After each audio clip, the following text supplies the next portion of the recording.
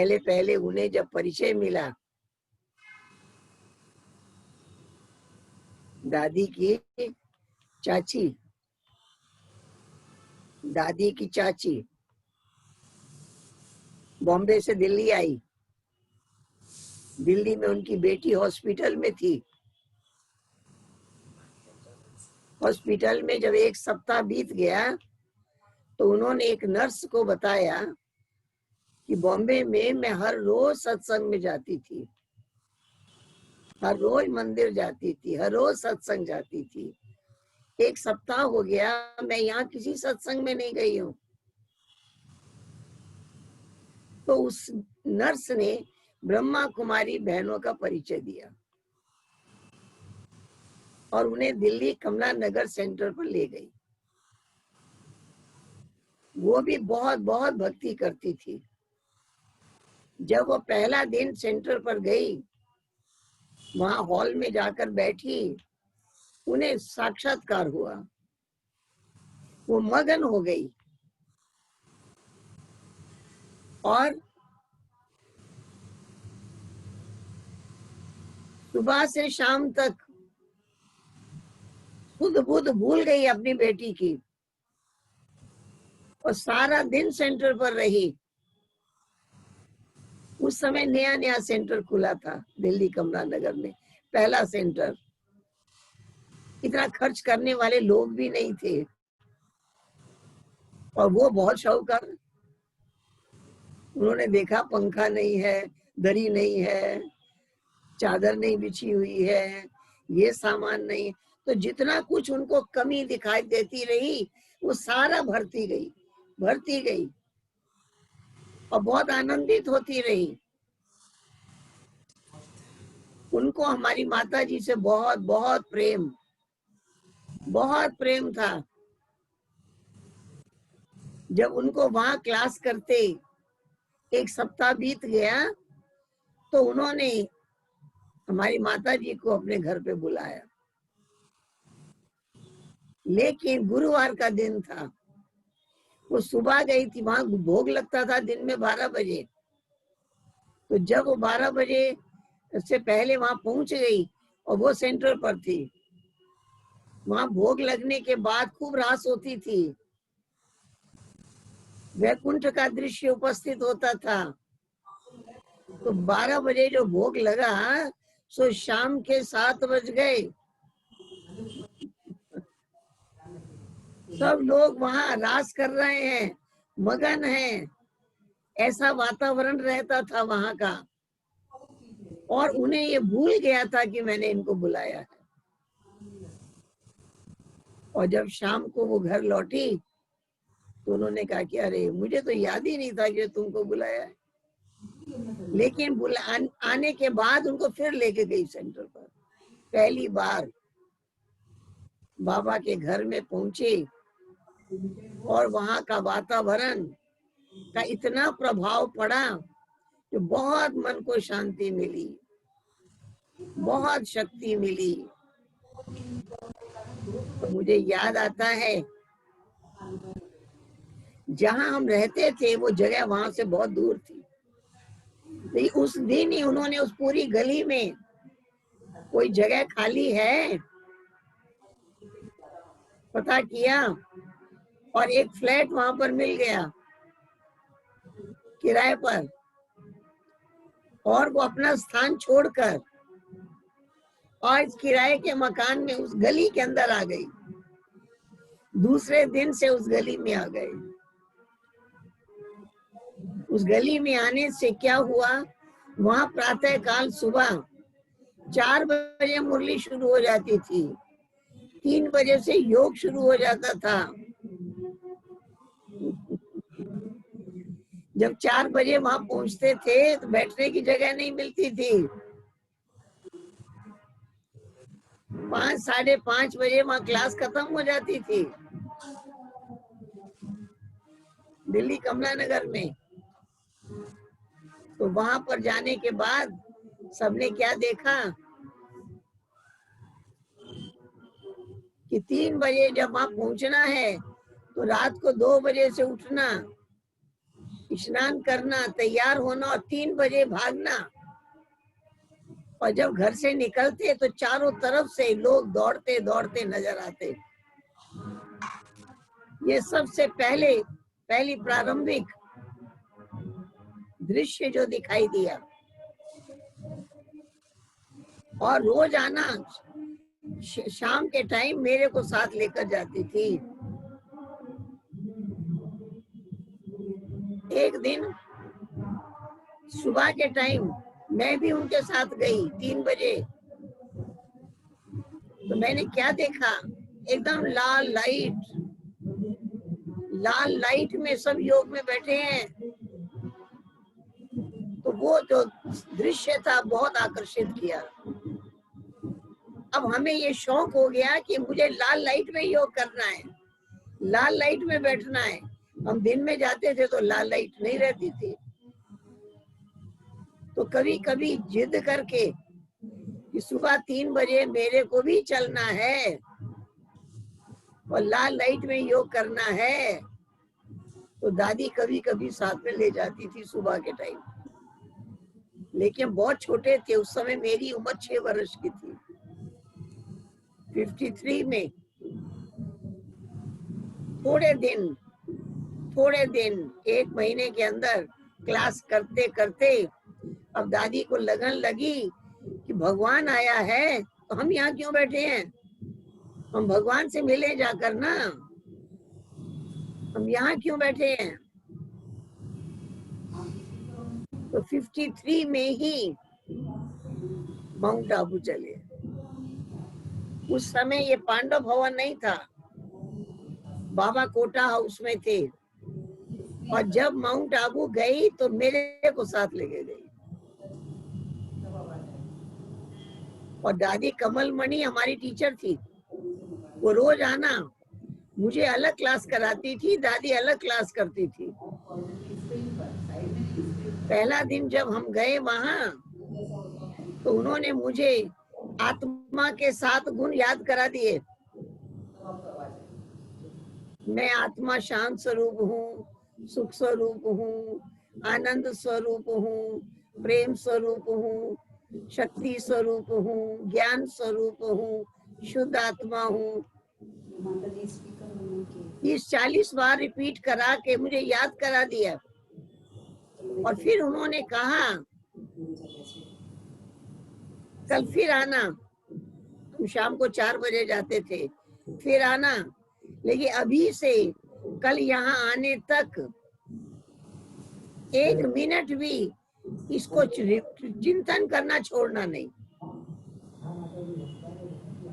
तो देखो ये बाबा की मदद। उम्र मेरी 6 वर्ष की थी, लेकिन उसी टाइम से हमने इसको रिपीट करना शुरू किया। मैं शांत स्वरूप हूँ, मैं सुख स्वरूप हूँ, मैं आनंद स्वरूप हूँ, मैं प्रेम स्वरूप हूँ।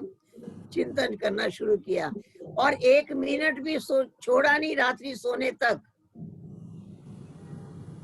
और सुबह उठने से लेकर फिर चिंतन शुरू किया। जब शाम को 4 बजे वहां पहुंचे तो उन्होंने मेरे से पूछा कि आपने याद किया। मैं कहा हाँ याद किया, लगातार याद किया। तो इस प्रकार से बाबा की लगन लगी और उन्होंने मुझे कविता सिखाई, उन्होंने मुझे डांस सिखाया। तो जब पहली बार माउंट आबू गए और बाबा से मिले, उस समय हमारी पार्टी 3, 4, 5 लोग तो थे सिर्फ। कहने में आता था पार्टी, पार्टी कहाँ थी, तो थोड़े से लोग थे। और बैठे कैसे, जितने भी यज्ञ के रहने वाले थे वो एक साइड में पूरा और दोनों साइड में बैठ गए। और बीच में सामने बाबा मम्मा, और बाबा मम्मा के सामने हम बैठे, थोड़े से लोग जितने आए थे वहां बैठे थे। तो जब बाबा से मिले तो बाबा की गोद में बैठकर मैंने कहा बाबा मुझे एक कविता सुनानी है। तो मैंने बाबा को एक कविता सुनाई जो मुझे उन्होंने याद कराया था। बाबा को सुनाना। वो कविता मैंने सुनाई, सुन लो जी सुन लो मेरी छोटी सी कहानी। गुड़ियों का खेल खेलते बचपन था बिताया, उस भोलेपन में जाना ना था अपना पराया। इतने में ब्रह्मा राही इन आंखों में समाया, धीरे से उसने कान में ओम गीत सुनाया। ओम गीत ने मुझको बनाया है दीवानी, बनाया है दीवानी। मैंने कहा अनजान से ले चल तू मुझे घर, उसने कहा घर कहाँ मेरा, मैं खुद हूँ मुसाफिर। मैंने कहा अब छोड़ के जाओगे तुम किधर, जिधर था वो चल दिया मैं भी उधर चली। कांटों से भरा रास्ता और तंग थी गली, जब रास्ता तय हो चुका दुनिया नहीं मिली। ये फूल बनकर खिल उठी ये मेरी जिंदगानी, सुन लो ये सुन लो मेरी छोटी सी कहानी। तो ये कविता मैं बाबा की गोद में बैठकर सुनाई, और जब मम्मा की गोद में गई तो गीत बजा चलो चले माँ। तो मुझे डांस करना सिखाया था, तो मैंने मम्मा को उठाया और मम्मा के साथ रास किया। ये पहला दृश्य था कोटा हाउस में। और फिर दादी तो समझती थी कि बस अब हम आ गए भगवान के पास, अब जाना ही नहीं है वापिस। मुझे याद आता है लगभग 2-2.5 महीने हम वहां ऐसे रहे जैसे वापिस जाना ही नहीं है। हर टाइम बाबा के साथ साथ, हर टाइम बाबा जहां जहां है वहां बाबा के साथ साथ चलते रहे, घूमने भी जाते, सारा दिन बाबा के पीछे पीछे रहते। ये बड़ा आनंद, परमानंद ये वहां पाते रहे। जब 2-2.5 महीने बीते तो बाबा ने कहा दादी को कि नहीं अब जाओ, अब घर जाओ, सबकी देखभाल करो। दादी तो समझती थी कि हमको ये तो लौटना ही नहीं है, भगवान मिल गया अब मुझे कुछ चाहिए ही नहीं। तो मुझे याद आता है कि लगभग 2-2.5 महीने के बाद हम दिल्ली गए। दिल्ली जाके पहुंचे, लगन वही थी, रोज आना, सुबह 3 बजे क्लास में पहुंचना।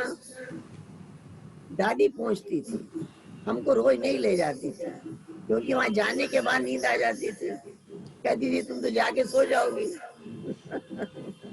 नहीं ले जाना चाहती थी। लेकिन हम लाल लाइट में बैठ के योग करना चाहते थे। तो इस प्रकार से दादी की लगन जो बढ़ती गई, हर समय बाबा की याद, पढ़ाई, धीरे धीरे दादी को औरों को क्लास कराने का शौक हो गया। तो दिन के टाइम जो भी माताएं आती थी, कोई कहाँ क्लास कराने जाती, कोई कहाँ क्लास कराने जाती, तो दादी को भी लगन थी, जहां भी वहां की बड़ी बहनें बोलती वहां पर दादी क्लास कराने जाती।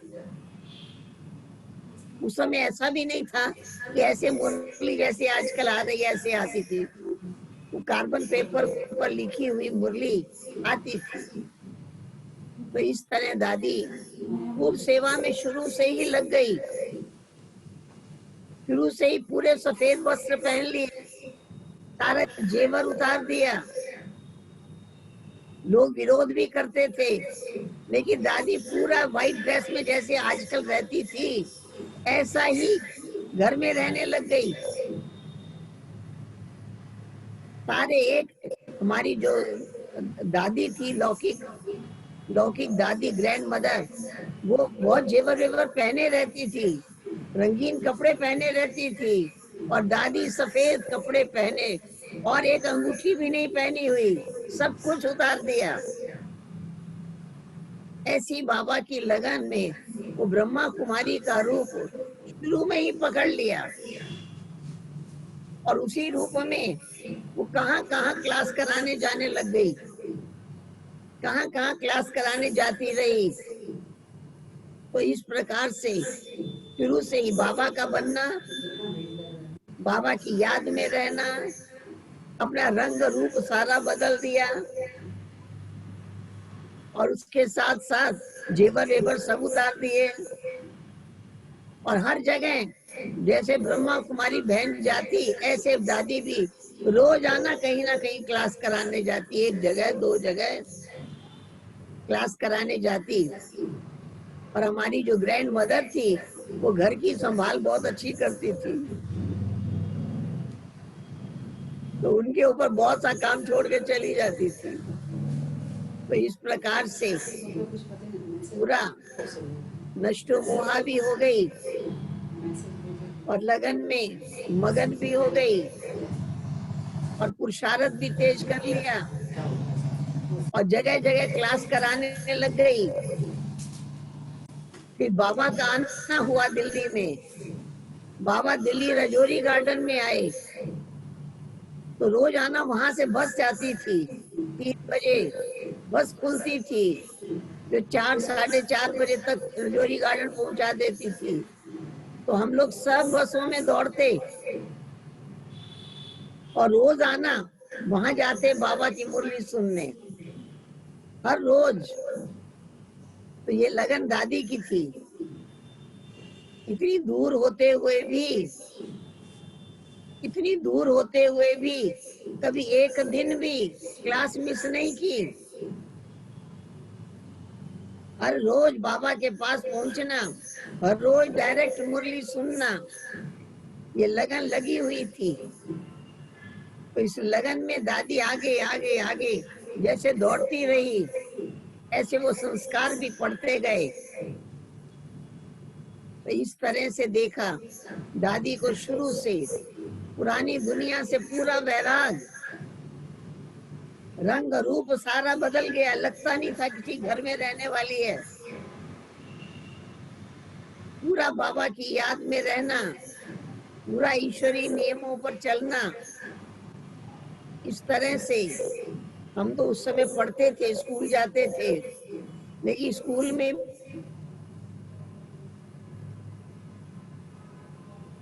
घर से जो टिफिन ले जाते वही खाते। इस प्रकार से शुरू से जो दादी में लगन लगी, तो वो संस्कार हमारे अंदर भी आया। उसी संस्कार से आगे आगे आगे दौड़ते रहे। धीरे धीरे दादी को सेवा की ऐसी लगन लगी, जो दादी को लगा कि अब मैं यहाँ से कहीं दूसरी जगह चली जाऊं। तो मुझे याद आता है कि दादी दिल्ली से निकली और नेपाल चली गई। वहां जाकर के कई महीने रही, वो क्लास व्लास वहां कराने लगी, सेवा की लगन लग गई। इस तरह से सेवा की लगन में दौड़ने का भी संस्कार, अपने आप को बंधन में हूँ, मुझे कोई बंधन है, ये कभी महसूस ही नहीं किया। हमेशा अपने आप को बंधन से मुक्त, निर्बंधन की तरह चलती रही, केवल ज्ञान के नशे में, बाबा की याद के नशे में, उस नशे में पुरुषार्थ करती रही, औरों को भी कराती रही। घर के वातावरण में भी वो भावना भर दी, सबके अंदर वो भावना भरती गई। इस तरह से धीरे धीरे जब हमारे पिताजी ने रोक टोक शुरू किया, बच्चों को लेकर नहीं जाना है वहां, लोगों ने भड़काना शुरू किया, तो मुझे याद आता है सब बच्चों को लेकर दादी अमृतसर चली गई। अमृतसर में हमारी नानी का घर था, तो जाकर के रहे। और जब काफी टाइम वहां बीत गया, वहां रहते हुए, तो दादी ने सोचा अब हमारी नानी भी हमको रोक टोक करेगी, इसलिए अलग किराए का मकान लिया। अलग किराए का मकान लेकर के रही, और वही संस्कार था। सुबह 3 बजे निकल जाना अकेले, सुबह 3 बजे निकल जाना और 4 बजे से पहले सेंटर पे पहुंच जाना। हर जगह सुबह 4 साढ़े 4 बजे ऐसी ही क्लास होती थी। ये बाद में धीरे धीरे थोड़ा बाद में होने लगी है। शुरू में सब जगह ऐसी ही लगन थी। तो इस तरह से लगन में मगन, ऐसा उनको अनुभव ही नहीं होता था कि मैं कोई गृहस्थी हूँ, मैं कोई बड़े परिवार वाली हूँ, ऐसा अनुभव ही नहीं होता था। सब कार्य करते हुए भी अपने आप को बिल्कुल न्यारा महसूस करती थी। बाबा की लगन में मगन चलती रही। तो बाबा ने जब इनकी लगन को देखा तो अमृतसर का मकान यज्ञ की पहली प्रॉपर्टी है, अमृतसर का मकान खरीद हुआ। एक दादी के बेटा ने कहा तीर्थ स्थान पर आपके नाम पे मकान खरीद करके देंगे। तो जब अमृतसर का मकान खरीद हुआ तो बाबा ने डायरेक्शन भेजा। तो उसमें साइड में एक फ्लैट है जिसमें बाहर से डायरेक्ट आ सकते हो फ्लैट के अंदर और जा भी सकते हैं। तो बाबा ने उस मकान में रहकर गए थे अमृतसर में। तो बाबा ने कहा, दादी के लिए डायरेक्शन भेजा कि किराए का मकान छोड़कर इस सेंटर में ही जो साइड में फ्लैट है उसमें आ जाओ। तो हमको याद आता है कि वहां से किराए का मकान छोड़कर सेंटर के मकान में आ गए। और हमारी चंद्रमणि दीदी, इतनी मीठी दीदी, उन्होंने एक दिन भी अलग किचन में भोजन बनाने नहीं दिया। किचन में सारे बर्तन, सामान, राशन पानी सब इकट्ठा किया हुआ था, लेकिन दीदी ने एक दिन भी बनाने नहीं दिया। बोला नहीं, जो यज्ञ के भंडारे में भोजन बन रहा है वही करना है। तो पहले से ही ऐसी प्रभु पालना मिली, दीदी की ऐसी पालना मिली। तो इस प्रकार से सेंटर में आना हो गया। उस समय मेरी उम्र 12 वर्ष की थी और मैं वहां से ही स्कूल में पढ़ने जाती थी। तो इस प्रकार से बाबा के नजदीक समीपता, दादी की लगन को देखकर चंद्रमणि दीदी ने भी चांस दिया, बाबा ने भी आगे बढ़ाया, बाबा ने भी वो मौका दिया। धीरे धीरे हमारे और भाई, लौकिक भाई, हमारी बड़ी बहन, वो सब दिल्ली चले गए और पीछे हम और सुधा दीदी रही और दादी रही। तो इस तरह से शुरू से ही फिर चंद्रमणि दीदी की बड़ी मीठी पालना मिली। उसमें विशेषता दादी की थी कि उन्हें लोक लाज, लोगों की परवाह, लोग क्या कहेंगे, ये उनके अंदर कभी आया ही नहीं। लोग क्या कहेंगे, परिवार के लोग क्या कहेंगे, ये उनके मन में कभी आया ही नहीं। बस एक धुन, एक लगन में मगन, भगवान हमको मिल गए हैं, और क्या चाहिए। जो बाबा कहे उनकी श्रीमत पर चलना है, उसी अनुसार पढ़ाई करनी है, उसी अनुसार योग करना है। और वो लगन हमारे अंदर भी जगती गई, संग का रंग लगता गया। तो इस प्रकार से कि कई वर्ष चंद्रमणि दीदी की पालना में रहे। इस तरह से बहुत मीठी पालना मिली। दादी की विशेषताएं रही। दादी के अंदर बहुत त्याग की भावना, वैराग की भावना, लौकिकता को निभाने की भावना नहीं रही। समझ लिया बाबा के साथ ही निभाना है, बाबा को ही साथ लेकर चलना है, बाबा की श्रीमत पर ही चलना है, बाबा की सेवा में ही रहना है। ये धुन लगी हुई थी, उस धुन में मगन। दादी को हमेशा देखा उस धुन में मगन।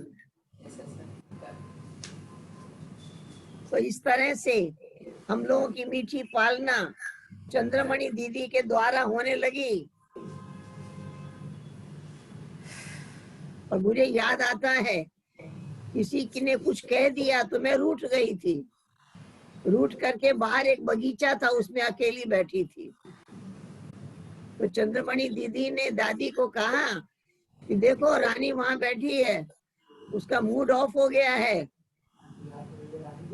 तो दादी को बोला इसको समझाओ। और दादी मेरे पास आई और कैसे समझाई। दादी ने मुझे कहा, अगर किसी मूड में तुम्हारा शरीर छूट जाए तो क्या गति होगी, ये बोल के चली गई।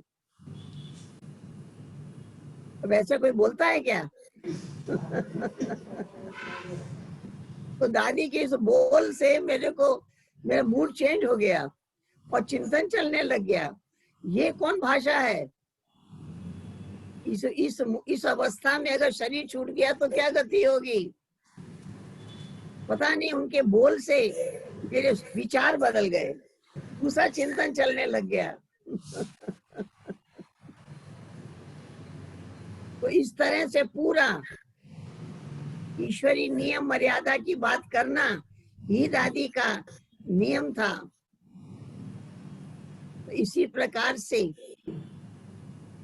बाबा की हर श्रीमत का पालन, बाबा के हर डायरेक्शन पर चलना, ये दादी के अंदर बड़ी विशेषताएं रही। कहीं भी ढिलाई नहीं, कहीं भी नहीं। कहीं दुनियादारी निभा लें, कहीं किसी के घर में जाएं तो वहां पानी शरबत पी लें, नहीं। दादी बहुत पक्की। संसार दुनिया निभाने का विचार उनके अंदर था ही नहीं। एकदम बाबा की सेवा की धुन लगी गई, धुन लगी हुई थी। और हम बाबा के पास आ चुके थे, चंद्रमणि दीदी के पास। मैं और सुधा दीदी दोनों ही वहीं रहते थे। चंद्रमणि दीदी की बड़ी मीठी पालना मिली। वहां से ही दादी सेवा में निकल गई। पहले नेपाल गई सेवा में, फिर वहां से और शहरों में चली गई सेवा करने। उसके बाद से दादी बाबा की सेवा में पूरी रीति चली गई। इस प्रकार से सेवा की धुन लगी गई। सेवा में इतना समर्पण भाव, बस बाबा मैं तेरा। इन बच्चों को देखना है, उसको देखना है, उसको, ये सब कुछ भूल गया। सब कुछ भूल। बाबा कहते हैं ना, देह को भूलो, देह के संबंधों को भूलो। तो वो देह को भूलो, संबंधों को भूलो। दादी में देखा सबसे न्यारी, किसी का चिंतन नहीं। पता है बाबा संभाल रहा है, बाबा देख रहा है, बाबा पढ़ा रहा है, बाबा बना रहा है। बस एक ही धुन में मगन। तो जैसी लगन देखी, ऐसी बाबा ने भी ऐसी पालना दी, चंद्रमणि दीदी ने भी ऐसी पालना दी। ऐसी मीठी पालना में रखा। तो धीरे धीरे दादी और सेवाओं में आगे बढ़ती गई और आगे आगे चलती गई। लौकिक बंधन धीरे धीरे, वो दुनिया में जाने वाले वो अपनी दुनिया को संभालते गए। और हम बाबा की लगन में मगन होते गए, पुरुषार्थ में आगे आगे बढ़ते गए। इस तरह से दादी के अंदर शुरू से, जब से बाबा का बने, तब से वैराग की भावना, सबके कल्याण की भावना, सेवा की भावना, निरंतर उस सेवा की भावना में रहना, ये भावना जगती गई और वो प्रैक्टिकल में उस लगन में मगन होती गई। इतना समर्पण भाव जग गया, बस मैं बाबा का, बाबा मेरा, ये भाव रहा। उसके बाद जब हमारे लौकिक परिवार वालों ने हमारे बड़े भाई की शादी तय की, तो उसको एक ही काम दिया, तुम जाके अपनी माँ को ले आओ। तो उस समय माता जी नेपाल में थी, तो भाई हमारा गया नेपाल में, माता जी को लेकर आया। शादी में वो हाजिर रही, लेकिन बिल्कुल कोई रस्म में कहीं नहीं बैठी।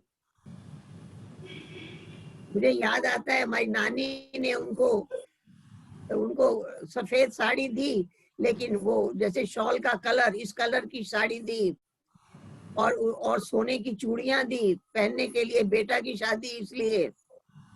दादी ने नहीं लिया, तो मैंने कहा क्यों नहीं लिया, ले तो लेते ना आप। तो बोला कि अगर मैं ये साड़ी तो पहनूंगी नहीं, और ये चूड़ियां मेरे पास रहेगी नहीं, आज नहीं तो कल वो फिर बहू को दिलाएगी, इसलिए, और हर रस्म मेरे से कराएगी, इसलिए तुम निश्चिंत रहो। दादी ने कुछ भी नहीं लिया, उनको कहा कि आपको जो देना हो बहू को दे दीजिए, मुझे नहीं चाहिए, और ये साड़ी क्रीम कलर की मैं नहीं पहनूंगी। इसलिए शादी की जो भी रस्म हुई औरों के द्वारा हुई, दादी कहीं नहीं बैठी, वो ऐसे बैठी थी जैसे कोई गेस्ट आया हुआ है, ना आने वालों का स्वागत कर रही थी, सब और लोग कर रहे थे। तो इतना न्यारापन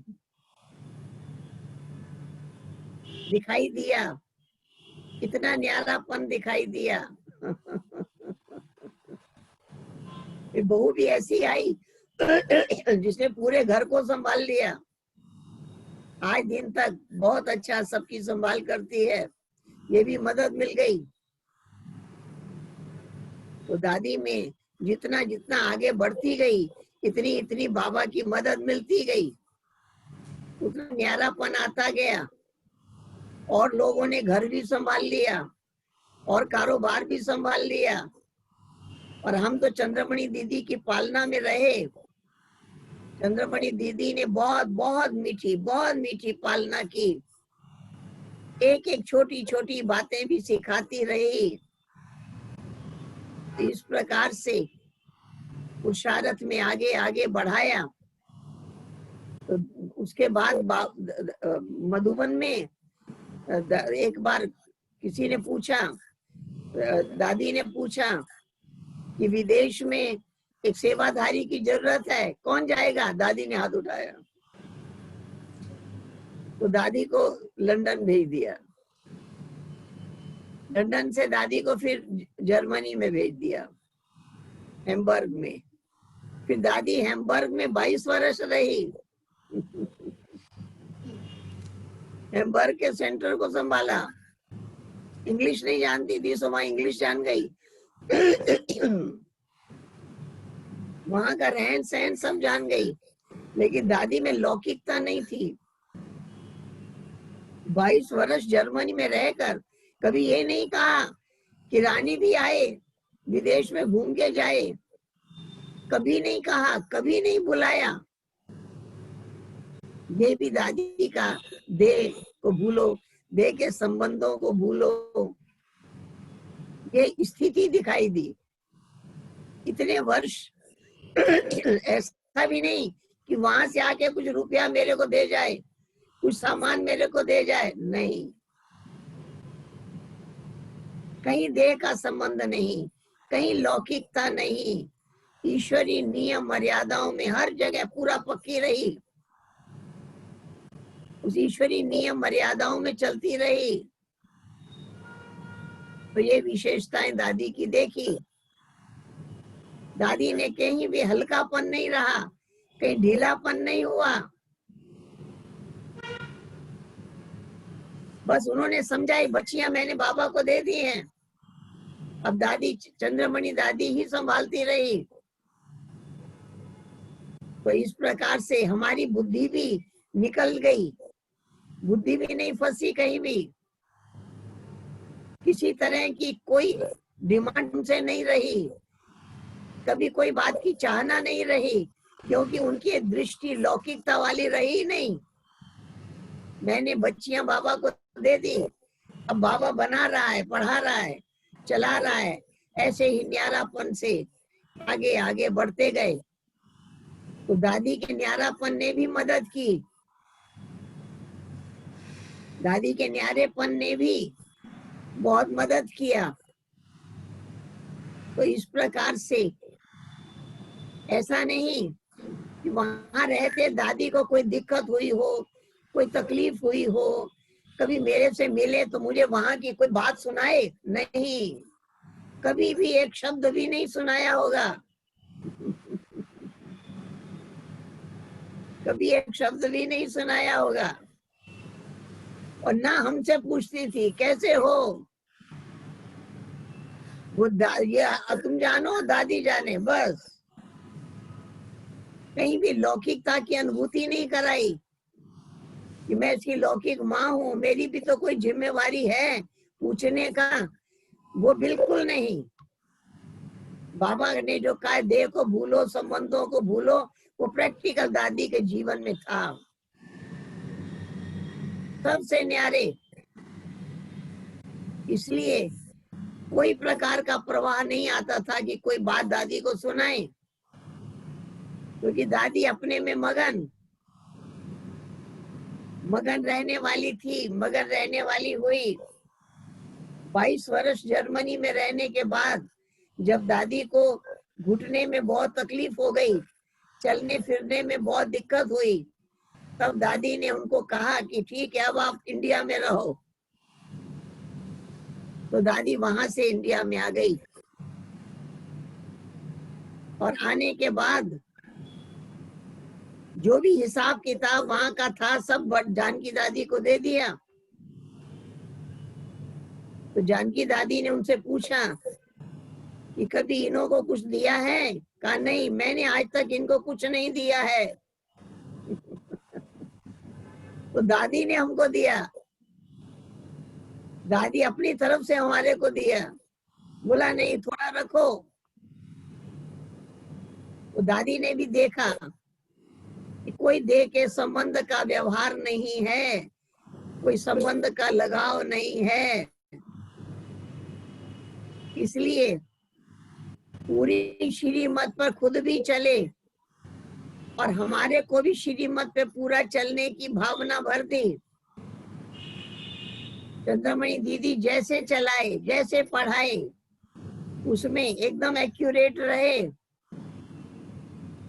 वैसे ही कदम कदम चलते रहे। मुझे याद आता है जब मैं बहुत छोटी थी और दादी अपने लौकी परिवार में रहती थी, मैं सेंटर पर रहती थी, तो रोज सुबह अपने मैले कपड़े दादी को दे देती थी, दादी धो के घर से लाती थी। एक दिन चंद्रमणि दादी ने देखा क्या ले जा रही है, तो कहा इसके कपड़े ले जा रही हूँ। क्यों? मैंने कहा मुझे तो धोना नहीं आता है, मैं थी तो तब छोटी ही। दादी ने कहा नहीं, ये यहाँ रहेगी, अपना कपड़ा खुद धोएगी। तो चंद्रमणि दादी ने खुद बैठ के मेरे सामने कपड़े धोना सिखाया और दादी को कपड़े देना छुड़ाया। बोला ऐसे अपना कपड़ा देती रहेगी तो संबंध कभी भूलेगा ही नहीं, इसलिए देह को भूलो, संबंधों को भूलो। वो व्यवहार चंद्रमणि दीदी ने छुड़ा दिया। तो इस प्रकार से वो ज्ञान की लगन, वो योग की लगन, वो सेवा की लगन दादी के जीवन में प्रैक्टिकल में शुरू से दिखाई दी। तो जब दादी वहां से जर्मनी से वापस आ गई कि अब मेरे को वापस नहीं जाना है, तो दादी के घुटने में बहुत तकलीफ थी और डॉक्टर ने कहा था कि ऑपरेशन होगा। तो मैं माउंट आबू गई दादी से मिलने के लिए। दादी ने बताया कि डॉक्टर कहता है कि घुटने का ऑपरेशन करना होगा। तो मुझे एक बार जानकी दादी ने कहा था कि कोई भी बीमारी या तकलीफ आती है हिसाब चुकाने के लिए आती है। तो हिसाब पहले ही चुका दो तो तकलीफ आएगी नहीं, क्योंकि वहां जो हॉस्पिटल है आबू में वो फ्री सेवा करता है। जो भी पेशेंट को ले आते हैं सबकी फ्री सेवा होती है। तो मैंने दादी से सुना कि गवर्नमेंट कि डॉक्टर कहता है ऑपरेशन करना पड़ेगा, तो मुझे याद आता है कि मैं जो वहाँ के मेन मुख्य डॉक्टर हैं उनको जा करके कोई बड़ा अमाउंट दे आई। मैं सोचा दादी के ऑपरेशन में तो कई लाख खर्च होगा, इसलिए दादी की तरफ से मैं वहां बोल के आई कि दादी की तरफ से दे रही हूँ, दे करके आ गई। और फिर 2-4 घंटे के बाद अहमदाबाद से डॉक्टर आए, उन्होंने दादी का घुटना चेक किया और उसको दादी को कहा कि आपके ऑपरेशन की जरूरत नहीं है। हिसाब चुक गया ना, ऑपरेशन में जो खर्चा होता वो हम डॉक्टर को पहले दे आए, हिसाब चुकाए आए। डॉक्टर ने कहा कि कोई जरूरत नहीं है, हम आपको एक दवाई देंगे उसी से ठीक हो जाएगा। तो दादी को उन्होंने सिरप दिया पीने के लिए। वो पीने के बाद दादी सवेरे उठ के खड़ी हो गई और उठ के खुद बाथरूम गई। वो घुटने का दर्द एक दिन में ठीक हो गया, जो 10-15 दिन से हॉस्पिटल में थी, और उसी दिन से बोलने लगी अब मेरे को छुट्टी दिलाओ। तो दादी को दूसरे दिन छुट्टी दिला करके ले गए। इस प्रकार से बड़ी जानकी दादी ने सिखा दिया कि कोई भी शरीर में कष्ट आता है, हिसाब चुकाने के लिए, डॉक्टर का, दवाई का हिसाब चुकाने के लिए आता है। पहले ही हिसाब चुका दो, औरों पे खर्च हो जाएगा और आपका बीमारी ठीक हो जाएगी। तो इस प्रकार से वो तकलीफ ठीक होती गई। दादी का, जानकी दादी का पढ़ाया हुआ मंत्र काम आ गया। और फिर उसके बाद जब दादी इधर आई है तो बड़ी दादी ने कहा कि आप रानी बहन के साथ रहो। तो दादी ने कहा नहीं, लोगों की दृष्टि रहेगी कि ये इनकी माँ है, ये इनकी बेटी है, इसलिए मैं टाटा नगर में रहूंगी। ये कहने के बाद दादी फिर टाटा नगर चली गई। फिर दादी टाटा नगर में रही। कोई लौकिकता वाला व्यवहार नहीं रहा कभी भी, नियम पक्के, मर्यादाएं पक्की, जैसे बाबा का। और उसके अंदर भी इतनी सत्यता, सारे हिसाब किताब में। इतना रुपया हाथ में आता है, कुछ तो छिपा के बच्ची को दे सकती थी, लेकिन नहीं, कोई भी हालचाल भी नहीं पूछना है। जो ईश्वरी नियम मर्यादाएं हैं उनमें एकदम पक्का, दृढ़, वो दृढ़ता दिखाई दी। इतनी सत्यता, इतनी दृढ़ता, इतना समर्पण भाव। आज तक दादी ने यज्ञ में क्या डाला कभी हमको दिखाती नहीं थी, कभी बताती नहीं थी, कहती नहीं मैं आपको नहीं बताऊंगी। तो इस प्रकार से उन्होंने अपने हर कर्तव्य को बाबा के ऊपर अर्पण किया हुआ था, अपने हर संकल्प को बाबा पे अर्पण किया हुआ था। इस प्रकार से सदा न्यारी, सदा प्यारी रही। और उनको हमेशा था कि मैं जब शरीर छोड़ूं तो मुझे मधुबन में लेकर के जाना है।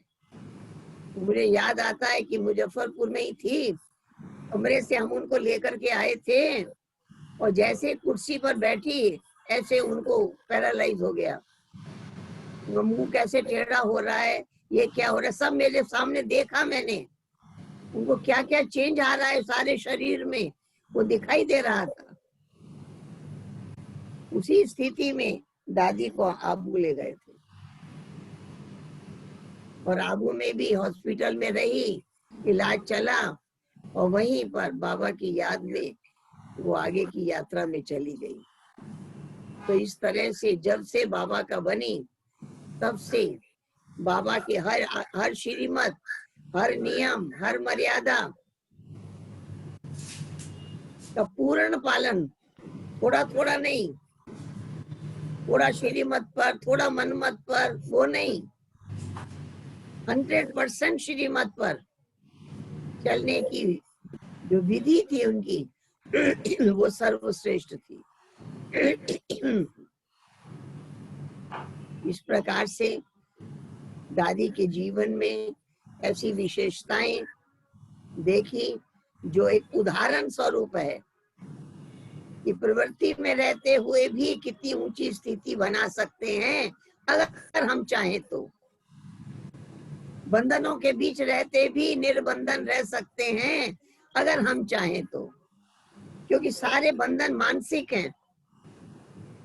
जब मन से बाबा बाबा बाबा के श्रीमत पर चलना ये पक्का कर लिया तो उसी अनुसार चलते रहे, उसी अनुसार, उसी नियम, उसी मर्यादाओं पर चलते रहे। तो इस प्रकार से मीठे बाबा की मीठी पालना में दादी रही और जानकी दादी, बड़ी दादी, प्रकाशमणि दादी, मनमोहिनी दी, सबकी बहुत मीठी पालना उनको मिली। हर बात मनमोहिनी दीदी से पूछकर करती, दीदी की पूरी नजर रहती, कहाँ है, क्या कर रहे हैं, कैसे चल रहे हैं, दीदी की पूरी नजर रहती। इस प्रकार से अपने आप को बंधनों से मुक्त करने की कला उनके अंदर थी। ऐसी कलाओं में संपन्न रही, ऐसी श्रीमत का पालन करने में भी पूरा प्रवीण रही। और उसमें भी उनको ऐसा नहीं लगता था कि बड़ी मेहनत कर रही हूँ, कोई त्याग और तपस्या कर रही हूँ, नहीं, बाबा की सिखाई हुई हर आज्ञा का पालन करते हुए चल रही थी। क्योंकि दादियां कदम कदम पर प्रेरणाएं देती रहती थी, दादियां कदम कदम पर प्रेरणाएं देती रहती, समझाती और संभालती रहती थी। उसी अनुसार कदम कदम चलने की भावनाएं रही। तो हमने देखा कदम कदम में पदम, कदम कदम में पद्मों की कमाई तब होगी जब इतना श्रीमत पर चलेंगे, तभी कमाई होगी। तो दादी का जीवन उदाहरण रहा, सब में रहते सबसे न्यारी, सब कुछ होते पूरा बेहद का वैराग, बेहद की सन्यासी, हर बात में सत्यता, हमेशा एक्यूरेट रहना, दिनचर्या भी एक्यूरेट रहना, हर कार्य भी एक्यूरेट करना, वो भी नियम मर्यादा रही।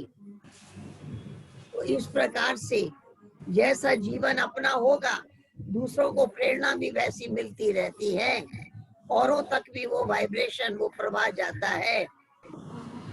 दादियों की बहुत अच्छी पढ़ाई मिलती रही, प्रेरणाएं मिलती रही, पुरुषार्थ भी उन जैसा होता रहा।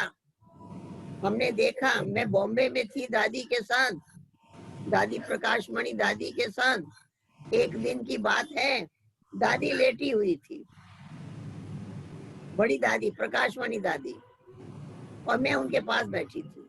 दादी के सिर में दर्द था, मैं दादी के पास बैठी थी, कोई नहीं था कमरे में, एकदम शांत। अचानक दादी बोली, देखो मेरे सामने बाबा खड़ा है। मैं भी देखने लगी।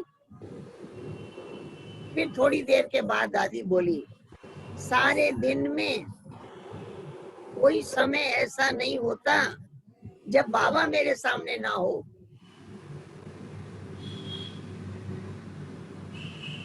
फिर दादी शांत हो गई। मैं तब बहुत छोटी बच्ची थी। मैंने दादी से पूछा, दादी कौन सा बाबा? तो दादी ने कहा, दोनों इकट्ठे हैं ना। तो दादी के ये बोल मेरे अंदर चले गए। मुझे लगा दोनों को इकट्ठा याद करना बहुत सहज है। मैं हर टाइम ब्रह्मा बाबा को याद करूंगी, शिव बाबा दिखाई देगा। मैं हर समय ब्रह्मा बाबा को देखूंगी।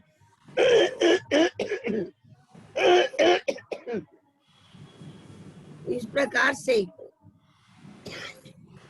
दादी ने सिखाया कैसे हर टाइम बाबा को देखो, कैसे हर टाइम बाबा को देख कर फॉलो करो। मैं जहां जाती, क्योंकि मेरे को थोड़े दिनों के बाद ही दादी ने पास बनवा दिया ट्रेन का।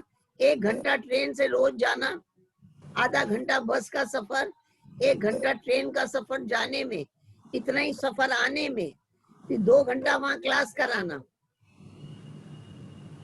तो ये रोज आना हमने देखा। रोज आना इस प्रकार से ये सेवा शुरू हो गई। तो दादी ने जो बताया था कि मैं हर टाइम बाबा को देखती हूँ, तो जब मैं जाने लगी अकेली, दादी ने पूछा नहीं तुम अकेली चली जाओगी, बस दादी ने कहा इसको ट्रेन का पास बनवा देना, ये रोज जाएगी वहां क्लास कराएगी। मैं जब जाने लगी तो मैं देखती थी बाबा मेरे साथ बैठे हैं ट्रेन में, मैं बाबा से बातें कर रही हूँ, आपको रोज मेरे साथ चलना है, रोज मेरे साथ आना है, मेरे साथ जाना है, क्लास भी वहां आपको ही करानी है, मैं खाली बैठ जाऊंगी जाके। ऐसी ऐसी बातें मैं 1 घंटा तक बाबा से करती रहती। तो मुझे सिखाया कैसे बाबा को याद करो निरंतर। दादी प्रकाशमणि दादी ने सिखाया, बड़ी दादी ने सिखाया। उन्होंने बताया कि मेरे सारे दिन में कोई समय ऐसा नहीं होता जब बाबा मेरे सामने ना हो। तो ये दादी ने सिखाया कैसे हर टाइम बाबा सामने रहे, बाबा की याद रहे, किस प्रकार से रहे, वो दादी ने सिखाया। उसी टाइम मेरे को पूना भी भेजा। तो पूना में जानकी दादी के पास गई और मैंने देखा रात को 2 बजे दादी अपने बेड पर नहीं थी। मैं सारा सेंटर घूम लिया, कहीं कोई लाइट नहीं जल रही थी, कहीं दादी बैठी दिखाई नहीं दी। 5 बजे जब योग करके दादी आई तो मैंने दादी से पूछा, दादी आप 2 बजे कहाँ थे? तो दादी ने बताया मैं ऑफिस में बैठी थी, मैं कहा लाइट नहीं जल रही थी, आप दिखाई नहीं दिए। तो दादी ने कहा कि मैं परम धाम में हूँ तो भी लाइट है, मैं सूक्ष्म वतन में हूँ तो भी लाइट है, यहाँ की लाइट की क्या जरूरत थी? बहुत अच्छा लगा। फिर मैंने दादी से पूछा कि आप 3 घंटे मनन चिंतन किया, हमारा तो मनन चिंतन 10 मिनट से ज्यादा चलता ही नहीं है। तो दादी ने, मैंने कहा कि मैं भी चाहती हूँ कि मैं मनन चिंतन करूं, आप कैसे करते हैं वो मुझे बताइए। तो दादी ने मेरे से पूछा 7 दिन का कोर्स कराती हो? मैं कहा हाँ कराती हूँ। फिर दादी ने कहा कभी अपने को कोर्स कराया है? मैं कहा नहीं। तो कहा अपने को कोर्स करो। फिर दादी ने कहा जब औरों को कोर्स कराते हैं तो 1 घंटा से ज्यादा लग जाता है, तो प्रश्न पूछने वाला होता है तो 1 घंटे से ज्यादा टाइम लग जाता है। जब अपने को कोर्स कराएंगी 10 मिनट में पूरा हो जाएगा, पूरा होने नहीं देना। डिटेल, पूरा डिटेल, जितना नए व्यक्ति को पढ़ाते हैं इतना डिटेल अपने को सुनाना। और उसके बाद दादी ने बताया,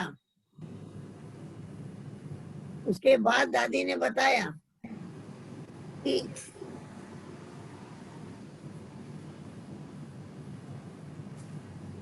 दादी ने उसके बाद बताया कि पूरा डिटेल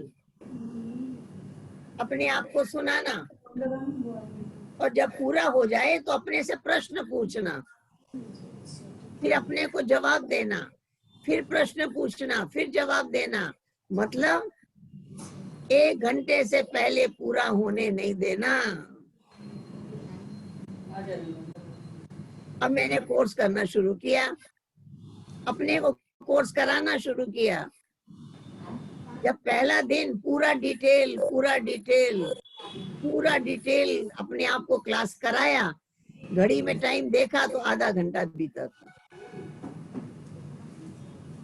अभी आधा घंटा बाकी था। फिर मैंने अपने से प्रश्न पूछा कि आधा घंटा से हमने याद किया कि मैं शरीर नहीं आत्मा हूँ, तो आत्मा की अनुभूति भी होनी चाहिए। अनुभूति कैसे होगी? फिर अपने आप को समझाना शुरू किया, फिर अपने आप को समझाना शुरू किया, समझाते समझाते फिर और आधा घंटा अपने आप को क्लास कराया। लेकिन वो जो अपने को समझाना शुरू किया, आत्म अनुभूति की बात, वो सुनाते सुनाते इतनी अच्छी आत्मा की अनुभूति हुई, इतनी अच्छी अनुभूति हुई, लगा आवाज से परे, देह से परे चले गए। जो उस अनुभूति में मैं 1 घंटा और बैठी रही, उस अनुभव में मगन होकर के बैठी रही। बहुत शांति, बहुत शक्ति, बहुत आनंद की अनुभूति होती रही। तो इस प्रकार से हमने देखा कि कैसे हम ऐसा अनुभव करें। तो इस प्रकार से प्रैक्टिकल में हमने अनुभव किए। जो भी पढ़ाई पढ़ाते रहे उसको आप प्रैक्टिकल में अनुभव करते रहे। दादियों ने जैसे जैसे पाठ पढ़ाया था वैसे वैसे प्रैक्टिकल में अनुभव होता रहा। पूरा 7 दिन मैंने अपने आप को कोर्स कराया और 1 घंटा से पहले पूरा होने नहीं दिया। फिर दादी जानकी ने एक और बात सुनाई। दादी ने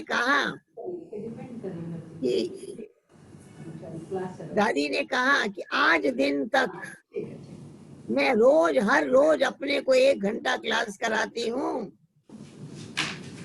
मुझे याद आता है एक बार पांडव भवन में मैं दादी के कमरे में गई, बाहर से दरवाजा बंद था, मैं बाहर ही बैठ गई।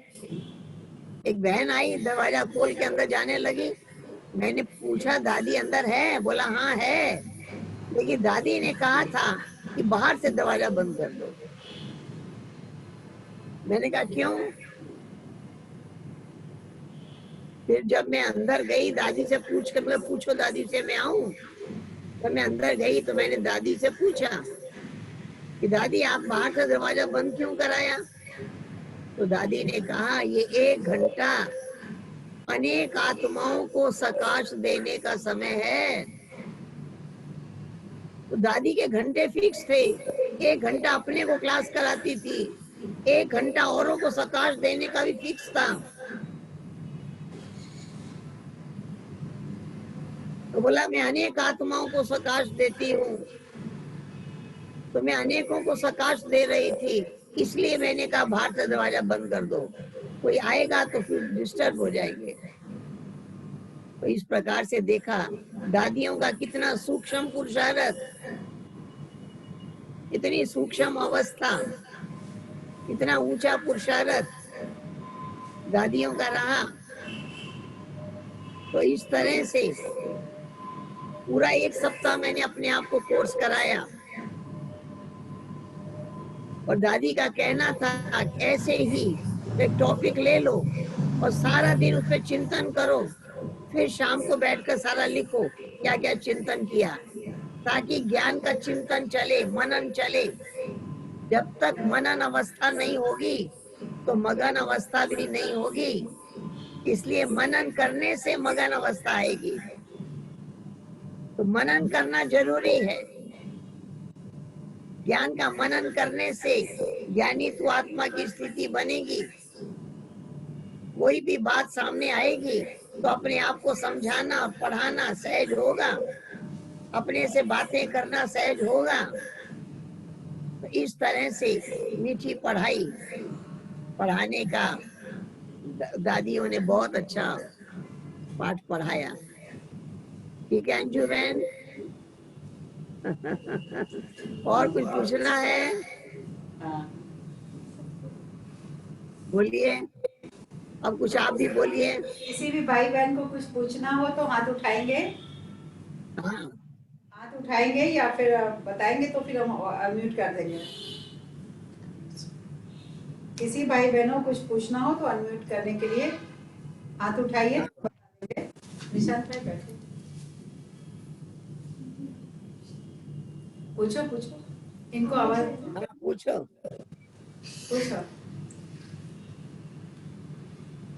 मोबाइल से नहीं होगा, मोबाइल से नहीं होगा, आपको फिर पोस्टर ही हटा दिया, वो लगे ना पिक्चर। ऐसे नहीं होता है। हाँ ठीक है, किसी को कुछ पूछना है? अनम्यूट कर सकते हैं अपना, किसी को भी कुछ पूछना हो तो। दीदी मेरा बात जाएगा। बोलो, आपकी भी आवाज सुने। दीदी रागिनी बहन जी दीदी बोलिए बोलिए, कुछ आपकी भी आवाज सुने। आप इतना हाँ भरपूर कर दिए कि सागर में समा गए दीदी। कभी आपकी मीठी मीठी बोली, आपकी मुस्कुराहट, हाँ देखो कैसी अच्छी सामने दिखाई दे रही है। सदा खुश, सदा सबको खुश करने वाली, बोलो रागिनी। है ना। जी दीदी इतनी दादियों की पालना मिली है इसीलिए भरपूर हुए हैं, ऐसे ही लग रहा है।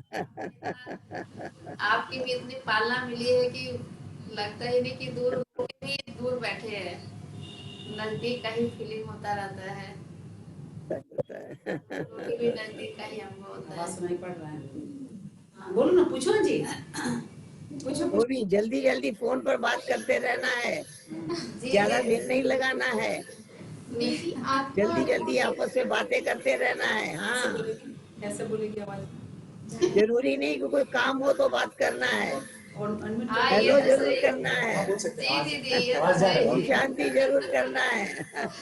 लगता है मैं व्यस्त खुश होंगे हूँ, इसलिए। मैं खुश हूँ, खुशहाल हूँ, संतुष्ट हूँ, जरूर कह देना है। जी दीदी ठीक है ना।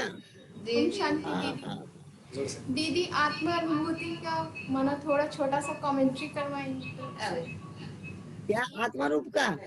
आत्मा अनुभूति का मतलब आत्मा अनुभूति का छोटा सा कमेंट्री। आत्म अनुभूति का। अच्छा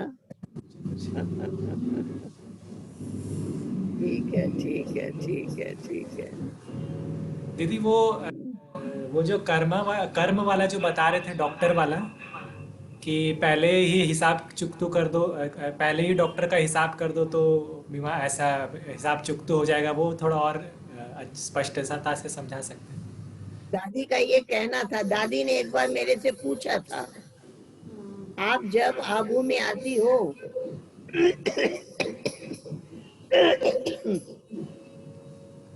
तो हॉस्पिटल में कुछ डोनेशन देती हो या नहीं? मैं नहीं देती थी, मैंने बताया कि मैं नहीं देती हूँ।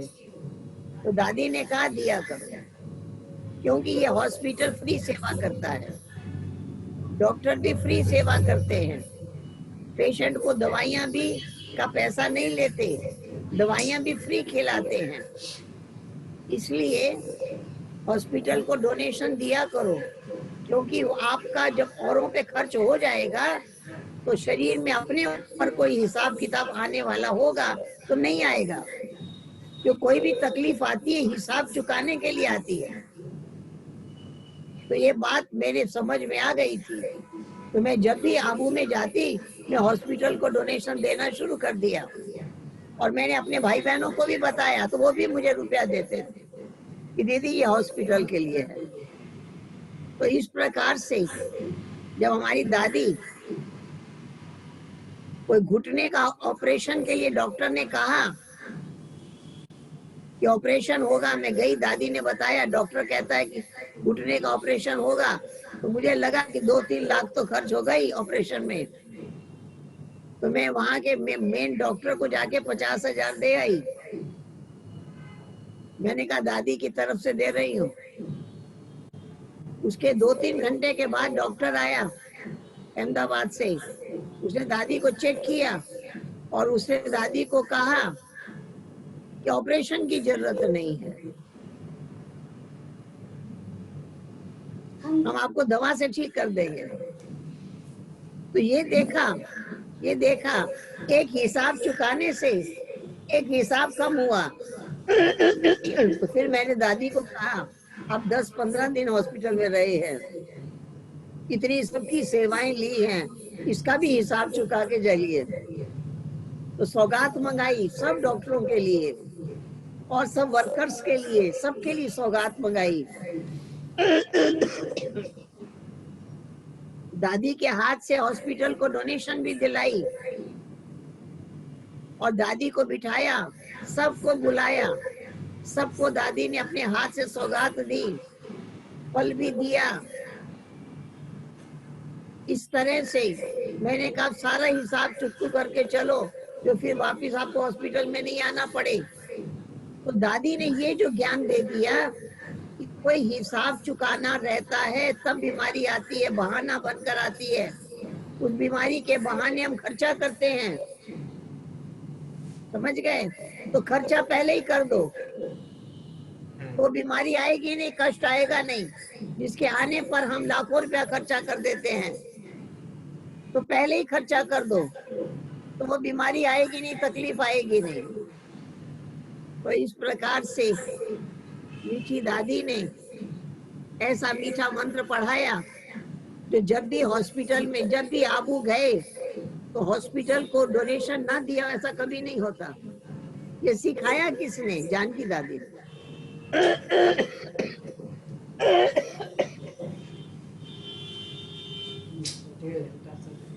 तो इस प्रकार से मीठी मीठी दादियों ने बहुत कुछ अपने अनुभव के आधार से, फिर मुझे पता चला कि दादी हर गुरुवार हॉस्पिटल में जाती है, डोनेशन देती है, सारे पेशेंट को के साथ फल का लिफाफा हर सब पेशेंट को देके आती है।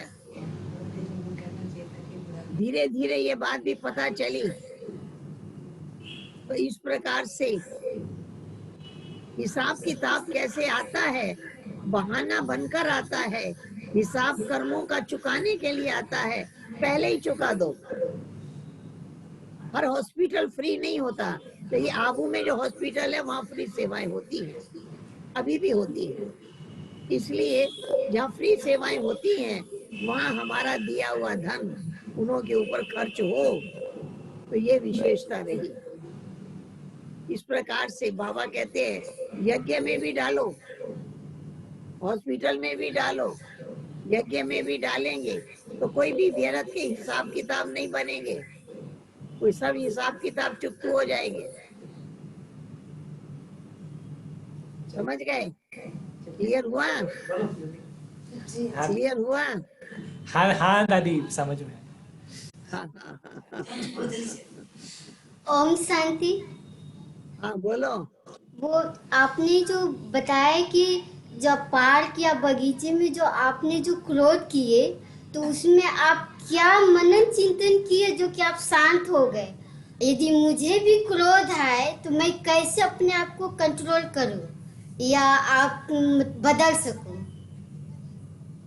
ऐसा है किसी ने कुछ कह दिया, मूड ऑफ हो गया, कोई चिंतन नहीं चल रहा था, समझ गए?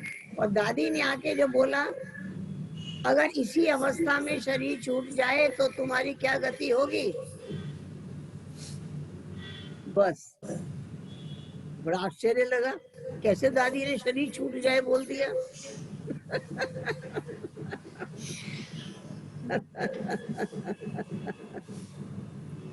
किसी भी अवस्था में होंगे, उस अवस्था में शरीर छूट जाए तो क्या गति होगी?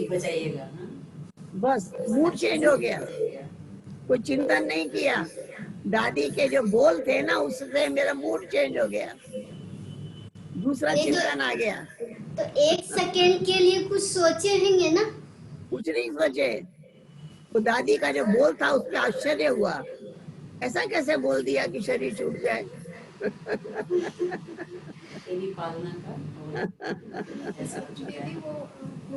समझ गए?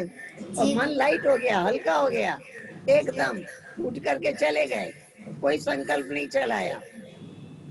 सुना? वो दादी के बोलने का प्रभाव, हमने अपना कोई चिंतन नहीं किया।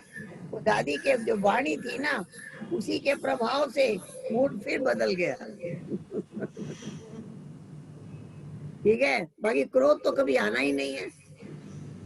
बाबा ने कहा कोई कुछ कहे तो आप ज्ञान का चिंतन करो, सीखने की बात है तो सीख लो, कोई प्रेरणा लेने की बात है तो प्रेरणा ले लो, लेकिन कोई भी व्यर्थ चिंतन न चले, ये याद करो।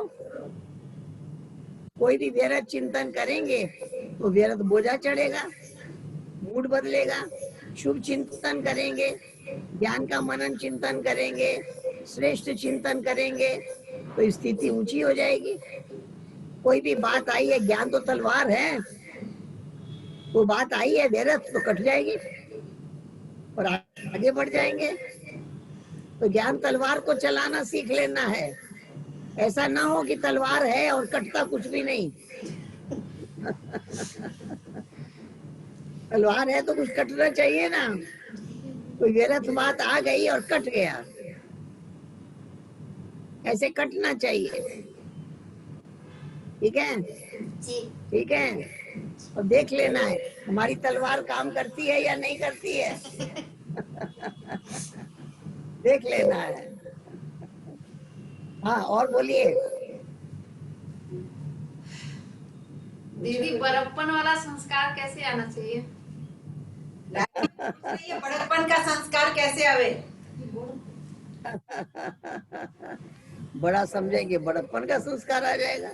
जिम्मेवार हूँ, जिम्मेवार हूँ, ये कार्य मुझे पूरा करना है, सबको खुश रखना मेरी जिम्मेवारी है, सबको सेवाओं में बिजी रखना मेरी जिम्मेवारी है, एक्यूरेट दिनचर्या चलाना भी मेरी जिम्मेवारी है।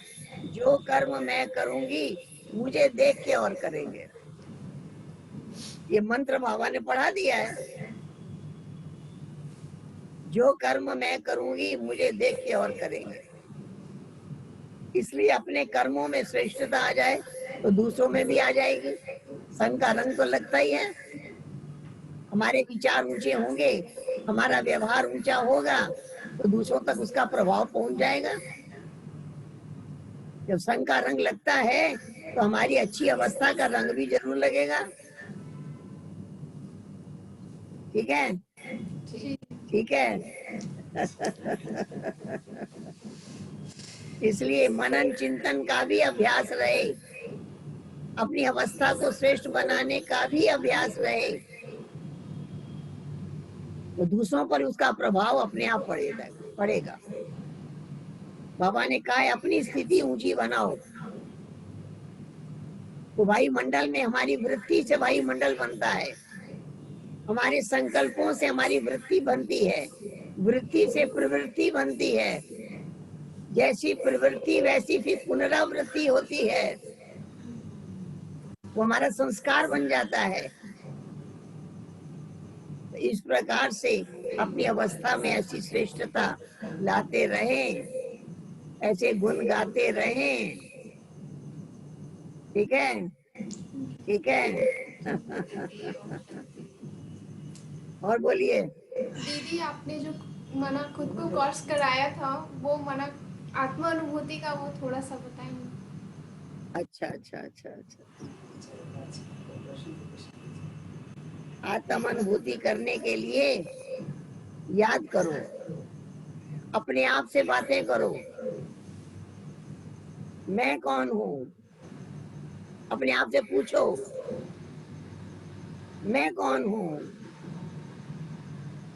तो जवाब देना है मैं आत्मा हूँ। सारा दिन तो शरीर को मैं कहते रहे हैं। जब अपने आप से बात करेंगे कि मैं शरीर नहीं हूँ, मैं आत्मा हूँ, मैं शरीर में हूँ, इस तरह से पाठ अपने आप को पढ़ाना शुरू करें।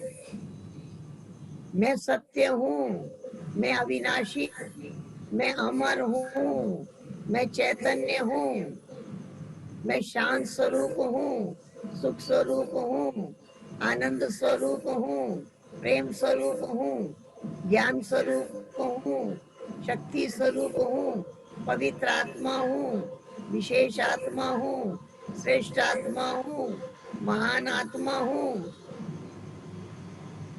किसको सुना रहे हैं? अपने को सुना रहे हैं। पक्का हो जाए मैं महान आत्मा हूं, पक्का हो जाए मैं श्रेष्ठ आत्मा हूं। अपने आप से ऐसी बातें करते स्थिति बन जाए।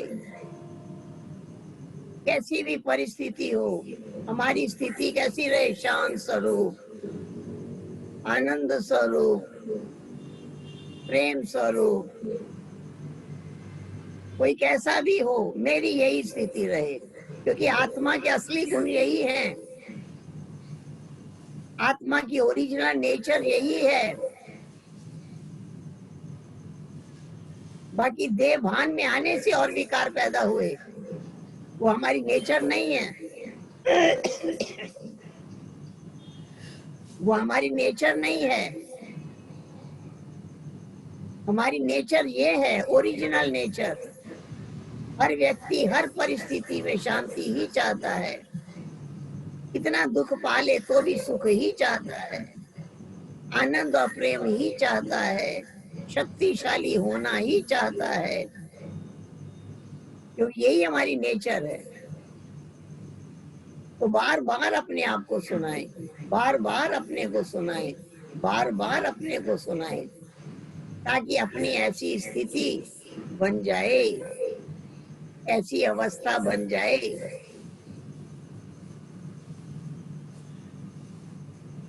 तो जब अपनी ऐसी अवस्था बन जाएगी तो ये अवस्था हमारे कर्म में भी आएगी, हमारे व्यवहार में भी आएगी। तो जब हमारे कर्म में, हमारे व्यवहार में आएगी तो हमारे संस्कार वैसे बन जाएंगे। जो संस्कार अशुद्ध बन गए हैं, अशांत होने के, दुखी होने के, क्रोध करने के, डिस्टर्ब होने के, तो संस्कार बदल जाएंगे। क्योंकि बार बार याद रहेगा, मैं शांत स्वरूप हूँ, मैं आनंद स्वरूप हूँ, मैं प्रेम। मुझे आनंद और प्रेम कोई दूसरा थोड़ी देगा। मेरा अपना संस्कार है आनंदित रहने का। शिव बाबा परमानंद, वो सच्चित आनंद स्वरूप है, सच्चित आनंद परमानंद है। मैं उनकी संतान हूँ, मैं उनकी संतान आनंद स्वरूप हूँ, मैं प्रेम स्वरूप हूँ, मैं शक्ति स्वरूप हूँ। बार बार अपने को सुनाए, बार बार अपने को सुनाए। आज लोगों के मन में चल रहा है, मैं टेंशन में हूँ, मैं डिस्टर्ब हूँ, मैं बहुत परेशान हूँ, तो वही उनके एक्शन में आता है। हमारे अंदर चल रहा है, मैं शांत स्वरूप हूँ, मैं आनंद स्वरूप हूँ, मैं प्रेम स्वरूप हूँ, मैं शक्ति स्वरूप हूँ, तो यही हमारी एक्शन में आएगा। और जो हमारे एक्शन में आएगा हमारा संस्कार बन जाएगा। कोई क्रोध भी करेगा तो भी शांत स्वरूप रहेंगे, आनंद स्वरूप रहेंगे, प्रेम स्वरूप रहेंगे, सुख स्वरूप रहेंगे, किसी की बातों का दुख नहीं होगा। वो आत्मा अपना पार्ट बजा रही है, मेरा अपना यही पार्ट है, मुझे यही बजाना है। स्थिति एक रस हो जाएगी, स्थिति अचल और अडोल हो जाएगी, एक रस बन जाएगी। ठीक है, ठीक है। बहुत अच्छा, बहुत बहुत थैंक्स। बहुत अच्छा लगा सभी को। बहुत दिन के बाद, हमको लगता है बहुत वर्षों के बाद दादी जी के बारे में इतनी बातें आपसे सुनने का मौका मिला। बहुत अच्छा, बहुत अच्छा मौका दिया आपने, थैंक्स आपको भी। टाइम एक लगातार आप इतनी देर तक बोले, इतना लगातार फ्लो में, बहुत सारा 1.5 घंटा का पूरा हो गया, पता भी नहीं चला। 5 मिनट सभी दीदी से दृष्टि लेंगे। गीत बज रहा है, दीदी से सभी दृष्टि लेकर योग करेंगे।